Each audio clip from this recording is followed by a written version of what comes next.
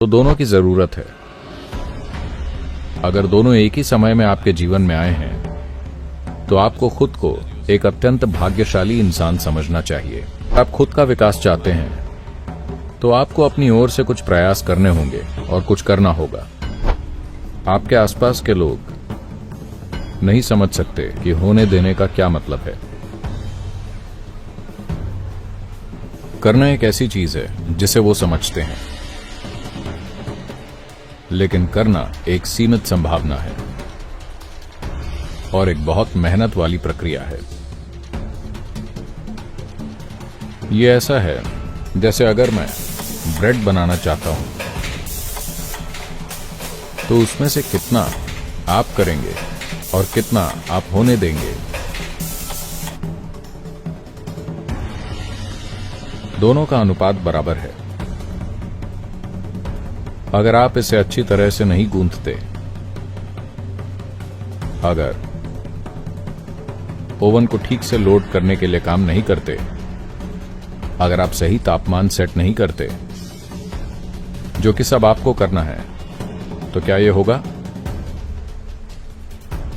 लेकिन अगर आप होने देने के लिए इच्छुक नहीं हैं कि आप इसे बंद करके और बस एक गर्भवती महिला की तरह बैठ जाएं, हाँ, अगर आपको नहीं पता कि ब्रेड कैसे बनाते हैं तो ये बच्चे को जन्म देने जितना ही जटिल है। हाँ, आपको वहां बैठकर इंतजार करना होगा।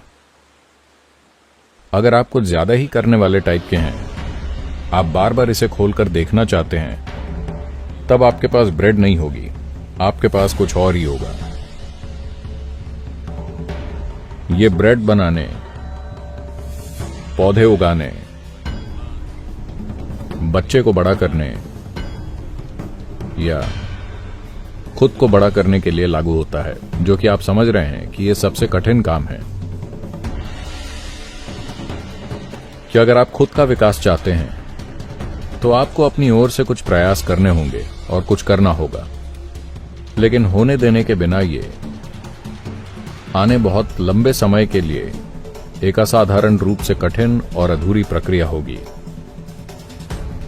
तो दोनों की जरूरत है। अगर दोनों एक ही समय में आपके जीवन में आए हैं तो आपको खुद को एक अत्यंत भाग्यशाली इंसान समझना चाहिए, चाहे आप कृपा को समझें या नहीं, क्योंकि ऐसे लोग हैं जो जीवन भर कृपा को उपलब्ध हुए बिना बस किए जा रहे हैं। ऐसे लोग भी हैं जो बस कृपा होने का इंतजार कर रहे हैं, कुछ कर नहीं रहे हैं, क्योंकि वो नहीं जानते कि क्या करना है। प्रक्रिया के लिए खुलने के लिए सही तरह की चीजें किए बिना अपनी छोटी मोटी चीजें कर रहे हैं। तो ये दो तरह के लोग दुनिया में हर जगह मौजूद हैं। कुछ लोग इंतजार कर रहे हैं कि भगवान उनके लिए कुछ करें, कुछ लोग खुद ही हर चीज करने की कोशिश कर रहे हैं। आप बहुत ही भाग्यशाली हैं अगर आपके जीवन में क्रियाशीलता और ग्रहणशीलता दोनों एक ही समय पर आ गए हैं। कि आप जानते हैं कि कार्य कैसे करना है। क्रियाशीलता, आप जो कुछ भी कर सकते हैं वो सब करेंगे, लेकिन आपके पास उन चीजों के लिए बैठकर इंतजार करने की समझ और शालीनता है जिन्हें आप नहीं कर सकते। तो ये वो आयाम है, ये इन दोनों का मेल है जिसे हम ईशा योग के माध्यम से प्रभावी ढंग से प्रदान कर रहे हैं। कि लोग अपने बारे में कुछ करना सीखते हैं, साथ ही लोग इंतजार करने की विनम्रता भी सीखते हैं। भक्ति की जरूरत होती है, वरना कोई प्रतीक्षा नहीं कर सकता। अगर आप किसी चीज को समर्पण के भाव से नहीं देखते तो आप इंतजार नहीं कर सकते। तो वो सब कर पाना जिसकी जरूरत है, अपने जीवन के बारे में चीजें करने के लिए जरूरी क्षमता और साधन का होना, साथ ही इंतजार करने और प्राप्त कर पाने के लिए जरूरी समझ और कृपा का होना, दोनों चीजों की जरूरत है।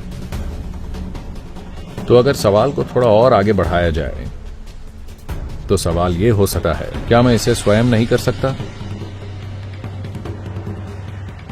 या अगला सवाल ये हो सकता है, क्या आप एक सेल्फ हेल्प किताब लिखेंगे? खुद से आत्मज्ञान पाएं।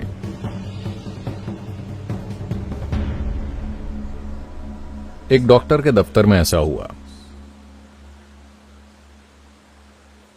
एक महिला अपने पति के साथ आई जो लंगड़ा रहा था और बुरी हालत में था। वो उसे धीरे धीरे लेकर आई। वो उस पर काफी झुका हुआ था। वो उसे धीरे धीरे लेकर आई और उसे बैठा दिया, परिस्थिति के प्रति सहानुभूति रखते हुए।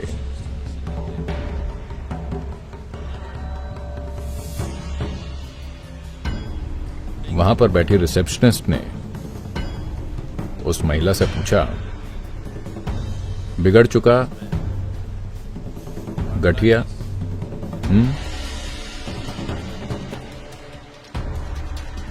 महिला ने कहा, नहीं, कंक्रीट ब्लॉक के साथ सेल्फ हेल्प।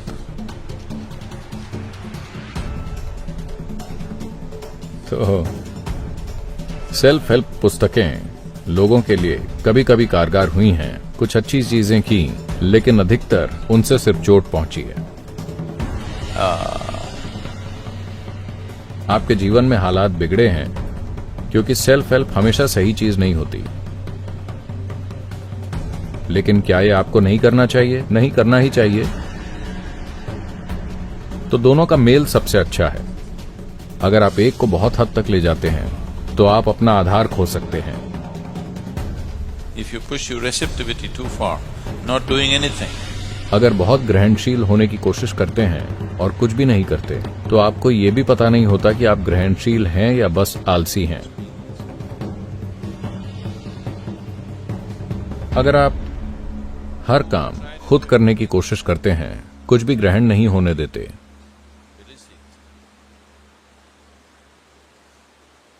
तब ये उस पौधे की तरह है जो बिना सूरज की रोशनी के बढ़ने की कोशिश कर रहा है। ये बढ़ेगा लेकिन मुरझाया सा।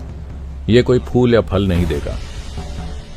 इसे कुछ पैदा कर सकने में बहुत लंबा समय लगेगा। तो हमें दोनों का मिश्रण चाहिए। क्रियाएं और अभ्यास नई संभावनाओं के लिए सिस्टम को तैयार करने का एक जबरदस्त तरीका है। अगर आपकी ऊर्जाएं नई संभावनाओं के लिए नहीं खुलती हैं, तो ये एक जरूरत से ज्यादा लंबी यात्रा होगी।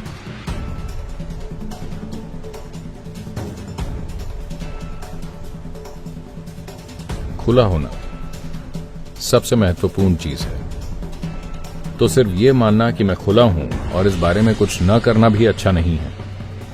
बहुत से लोग बहुत खुले हुए हैं। अगर आप एक शब्द भी कह दें तो वो कल ही चले जाएंगे। उन्हें लगता है कि वो बहुत खुले हुए हैं। अगर यहां तक कि मैं भी अगर उनके बारे में एक भी टिप्पणी कर दूं तो वो कल ही चले जाएंगे। वो इतने खुले हैं। तो खुलेपन को आपके समय और प्रयास की प्रतिबद्धता से परखना होगा। आप कितने खुले हुए हैं। आपको हर दिन खुद के लिए और अस्तित्व के लिए साबित करना होगा।